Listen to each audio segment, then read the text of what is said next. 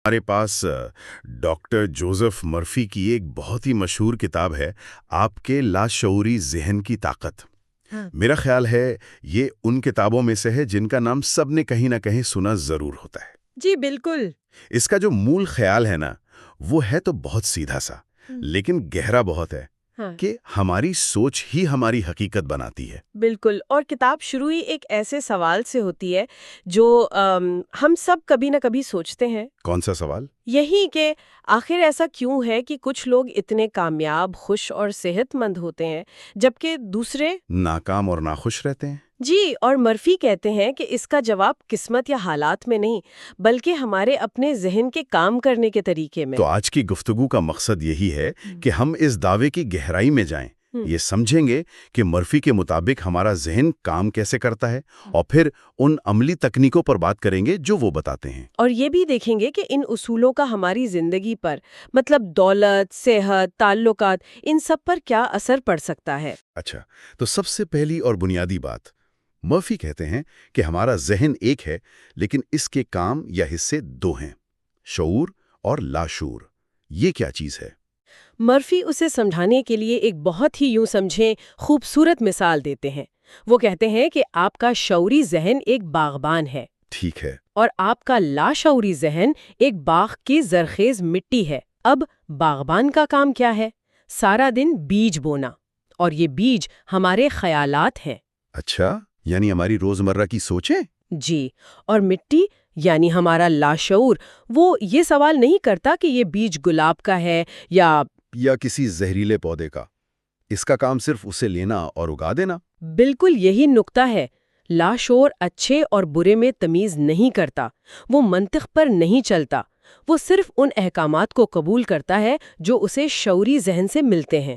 تو اگر ہم مسلسل ناکامی اور بیماری کے خیالات بوئیں گے تو ہماری زندگی کا باغ انہی چیزوں سے بھر جائے گا۔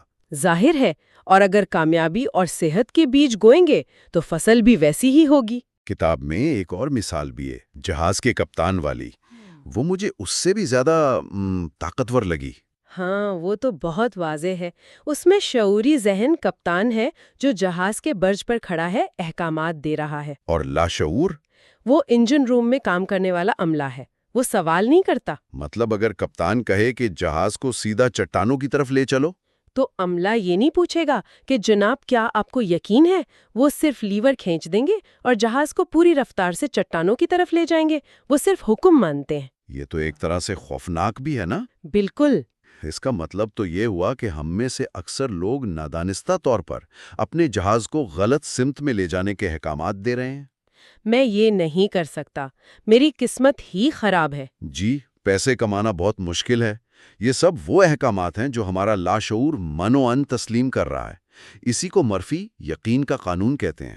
یقین کا قانون مطلب آپ کا لاشعور اس خیال کو حقیقت بناتا ہے جسے آپ کا شعوری ذہن سچ مان لیتا ہے۔ مسئلہ یہ نہیں کہ یقین سچا ہے یا جھوٹا، اہم بات صرف یہ ہے کہ آپ کا شعور اسے قبول کر لے۔ جیسے ہی قبولیت کا ٹھپا لگتا ہے، لاشعور اپنا کام شروع کر دیتا ہے، دن رات اسے حقیقت بنانے کے لیے۔ یہ یقین کا قانون سننے میں تو بہت طاقتور لگتا ہے، لیکن کیا یہ واقعی کام کرتا ہے؟ مرفی نے کتاب میں شفا یابی کے حوالے سے کچھ ایسی مثالیں دی ہیں جو تقریباً ناقابل یقین لگتی ہیں۔ جی، اور یہ بہت اہم حصہ ہے۔ وہ اپنے ذاتی تجربے سے شروع کرتے ہیں۔ مرفی بتاتے ہیں کہ انہیں ایک قسم کا مہلک سکن کینسر، سارکوما، تشخیص ہوا تھا، اور ڈاکٹروں نے جواب دے دیا تھا۔ جی، اس وقت انہوں نے اپنے اسی فلسفے کو آزمایا۔ ان کا یقین تھا کہ جس تخلیقی ذہانت نے ان کے جسم کو بنایا ہے وہی اسے ٹھیک بھی کر سکتی ہے۔ تو انہوں نے کیا کیا؟ وہ ہر رات سونے سے پہلے اپنے لاشعور کو یہ پیغام دیتے تھے کہ میرا جسم مکمل طور پر صحت یاب ہو رہا ہے۔ وہ اس صحت یابی کو محسوس کرتے تھے، اور ان کے مطابق تقریباً 3 مہینے میں ان کا کینسر مکمل طور پر ختم ہو گیا۔ یہ تو ان کی ذاتی مثال ہے۔ لوگ کہہ سکتے ہیں کہ یہ صرف ایک اتفاق ہو سکتا ہے، کوئی اور ثبوت بھی ہے؟ اس کے لیے وہ ایک بہت زبردست تاریخی حوالہ دیتی ہیں۔ 1840 کی دہائی میں بنگال میں ایک اسکاٹش سرجن تھے، ڈاکٹر جیمز ایسٹل۔ اچھا۔ اس زمانے میں اینستھیزیا یعنی بے ہوشی کی دوا نہیں ہوتی تھی۔ آپریشن کے درد اور صدمے سے تقریباً 50% مریض مر جاتے تھے۔ ڈاکٹر ایسٹل نے صرف ذہنی اینستھیزیا کا استعمال شروع کیا۔ وہ آپریشن سے پہلے مریض کو ہپنوٹائز کر کے اس کے لاشعور میں یہ بات ڈال دیتے تھے کہ تمہیں کوئی درد محسوس نہیں ہوگا اور نہ ہی کوئی انفیکشن ہوگا۔ اور اس کا نتیجہ کیا نکلا؟ واقعی کام کیا اس نے؟ نتیجہ حیران کن تھا۔ ڈاکٹر ایسٹل نے اس تکنیک سے 400 سے زیادہ بڑے آپریشنز کیے، جن میں اعضا کاٹنا بھی شامل تھا۔ 400 سے زیادہ؟ جی، اور ان کے مریضوں کی شرح اموات 50% سے کم ہو کر صرف 2 سے 3% رہ گئیں۔ مریضوں کو واقعی کوئی درد محسوس نہیں ہوتا تھا۔ کمال ہے۔ تو ایک منٹ، اس کا مطلب یہ ہوا کہ اصل طاقت کسی خاص دعا، کسی مقدس پانی یا کسی تعویذ میں نہیں ہے، بلکہ صرف اور صرف اس شخص کے اپنے یقین میں ہے۔ ہاں، یہی میں پوچھنا چاہ رہا تھا۔ آپ نے بالکل صحیح نقطہ پکڑا ہے۔ مرفی یہی سمجھانے کی کوشش کر رہے ہیں۔ وہ کہتے ہیں کہ دنیا کے تمام مذاہب میں دعائیں کیوں قبول ہوتی ہیں؟ کیوں؟ اس لیے نہیں کہ کوئی ایک مذہب دوسرے سے برتر ہے، بلکہ اس لیے کہ دعا کرنے والا پورے یقین اور ذہنی قبولیت کے ساتھ دعا کرتا ہے۔ یہ یقین اور قبولیت ہی وہ زبان ہے جسے لاشعور سمجھتا ہے۔ ٹھیک ہے، یہ بات تو سمجھ میں آتی ہے کہ لاشعور بہت طاقتور ہے اور یقین کے قانون پر کام کرتا ہے، لیکن سب سے بڑا سوال یہ ہے کہ ہم اس سے اپنی مرضی کا کام کیسے کروائیں؟ ہاں، یہ سب سے اہم سوال ہے، خاص طور پر جب ہمارا شعوری ذہن ہر وقت شکوک و شبہات پیدا کرتا رہتا ہے۔ یہ کیسے ممکن ہے؟ یہ تو ناممکن لگتا ہے۔ ان شکوک کے ہوتے ہوئے لاشعور تک اپنی بات کیسے پہنچائی جائے؟ دیکھیں، یہ بہت اہم سوال ہے اور مرفی اس کے لیے کئی عملی طریقے بتاتے ہیں۔ سب سے مؤثر ٹیکنیک غنودگی کی حالت کا استعمال ہے۔ غنودگی کی حالت یعنی وہ وقت جب آپ سونے سے بالکل پہلے نیم غنودگی میں ہوتے ہیں یا صبح جاگنے کے فوراً بعد۔ اچھا، اس وقت ایسا کیا خاص ہوتا ہے؟ اس حالت میں آپ کا شعوری ذہن جو ہر وقت منطق لڑاتا ہے وہ تقریباً سو رہا ہوتا ہے۔ یوں سمجھیں کہ گیٹ کیپر اپنی پوسٹ پر نہیں ہوتا۔ تو لاشعور کا دروازہ کھولا ہوتا ہے؟ بالکل، اور وہ تجویز کو آسانی سے قبول کر لیتا ہے۔ مرفی کہتے ہیں کہ اس وقت آپ اپنی خواہش کو ایسے تصور کریں جیسے وہ پہلے ہی پوری ہو چکی ہے۔ اسے محسوس کریں۔ اسی کو وہ ذہنی فلم کا طریقہ کہتے ہیں نا؟ جی، وہ فارماسسٹ والی کہانی اس کی بہترین مثال ہے۔ جی بالکل۔ وہ ایک نوجوان فارماسسٹ کی کہانی سناتے ہیں جو ایک بڑی کمپنی میں کام کرتا تھا، لیکن اس کا خواب تھا کہ اس کی اپنی ایک چھوٹی سی فارمیسی ہو۔ لیکن اس کے پاس پیسے نہیں تھے۔ بالکل، اس نے ہر رات سونے سے پہلے یہ تصور کرنا شروع کر دیا کہ وہ اپنی فارمیسی میں کھڑا ہے۔ وہ اپنے نام کا ڈپلومہ دیوار پر لگا دیکھتا، کاؤنٹر کے پیچھے کھڑا ہو کر گاہکوں کو دوائیاں دیتا اور کیش رجسٹر کی گھنٹی سنتا۔ وہ ذہنی فلم کو ہر رات جذبات کے ساتھ دیکھتا تھا۔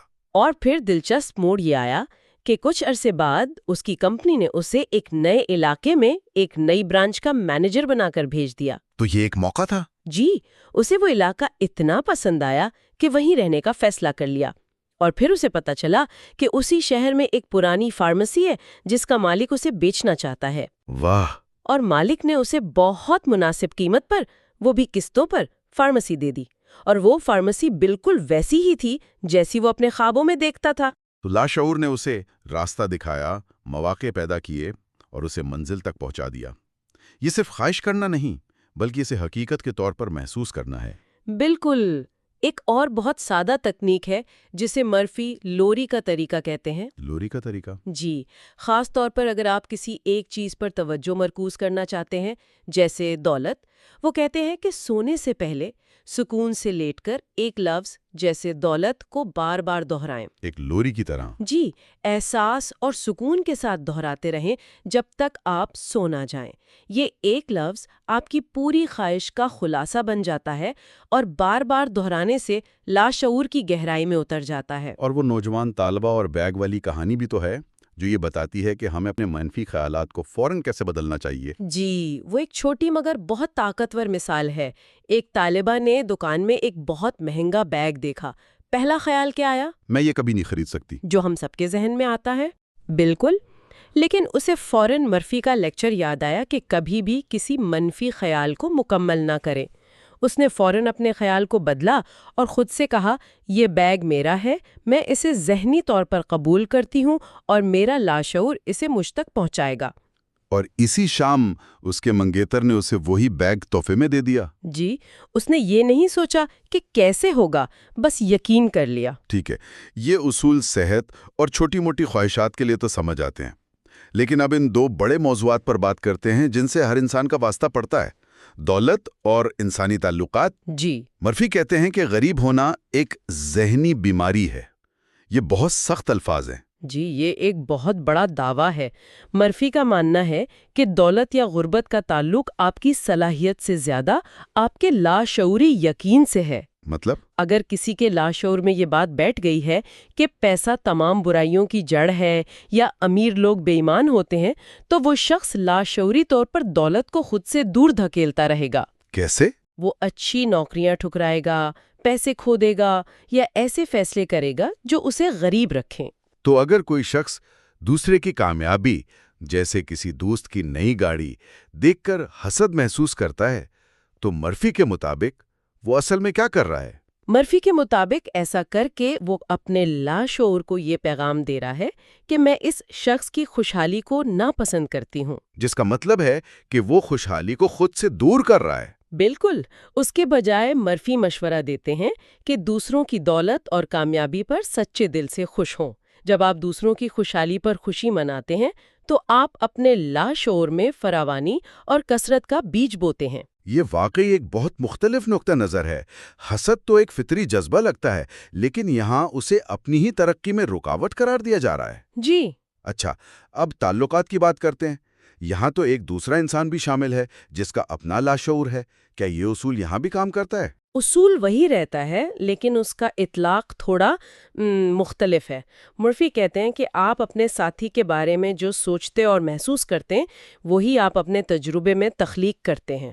یعنی اگر آپ مسلسل اپنے ساتھی میں خامیاں تلاش کر رہے ہیں تو آپ اپنے لاشعور کو انہی منفی تجربات کو بڑھانے کا حکم دے رہے ہیں، اور اسی لیے وہ معافی پر بہت زور دیتے ہیں۔ معافی پر؟ بہت زیادہ۔ وہ کہتی ہیں کہ کسی کے خلاف کینہ یا ناراضگی دل میں رکھنا ایسا ہی ہے جیسے آپ خود زہر پی کر یہ امید کر رہے ہوں کہ دوسرا شخص مر جائے۔ واہ، یہ تو بہت گہری بات ہے۔ یہ ذہنی زہر صرف آپ کو اندر سے کھاتا ہے۔ معاف کرنے کا مطلب یہ نہیں ہے کہ آپ دوسرے کے عمل کو درست کہہ رہے ہیں، اس کا مطلب ہے کہ آپ خود کو اس منفی بوجھ سے آزاد کر رہے ہیں۔ تو اگر اس ساری گفتگو کا خلاصہ کیا جائے تو یہ نکلتا ہے کہ ہمارے اندر ایک بہت ہی طاقتور ساتھی، ہمارا لاشعور موجود ہے، جو ہماری زندگی کو بنانے یا بگاڑنے کی صلاحیت رکھتا ہے۔ لیکن مسئلہ یہ ہے کہ ہم میں سے اکثر کو اس سے بات کرنے کی صحیح زبان ہی نہیں آتی۔ بالکل، اور یہ زبان قوت ارادی یا زبردستی کی نہیں ہے۔ مرفی واضح کرتے ہیں کہ قوت ارادی اکثر ناکام ہو جاتی ہے۔ اصل کام پرسکون ہو کر صحیح خیالات اور احساسات کا انتخاب کرنا اور پھر اس عمل پر بھروسہ کرنا ہے۔ طاقت پہلے سے ہی ہمارے اندر موجود ہے، ہمیں صرف اسے ایک تعمیری سمت دینی ہے۔ ہم باغبان ہیں اور ہمیں یہ فیصلہ کرنا ہے کہ ہمیں اپنے باغ میں کون سے بیج بونے ہیں۔ کتاب میں ایک بہت ہی دلچسپ جملہ ہے کہ ہمارا مستقبل ہماری روزمرہ کی سوچ کی بنیاد پر ہمارے ذہن میں پہلے سے ہی موجود ہے، سوائے اس کے کہ ہم اسے دعا یعنی اپنی مرکوز سوچ کے ذریعے تبدیل کر دیں۔ اور یہی آج کا آخری سوال ہے جو ہم اپنے سننے والوں کے لیے چھوڑ رہے ہیں۔ اگر ہم اپنے حال کے خیالات سے مسلسل اپنا مستقبل تعمیر کر رہے ہیں تو اس وقت، اس لمحے میں ہم اپنے لیے کون سا مستقبل بنا رہے ہیں؟ آج ہم اپنے لاشعور کے انجن روم کو، اپنے جہاز کو کس سمت میں لے جانے کا حکم دے رہے ہیں؟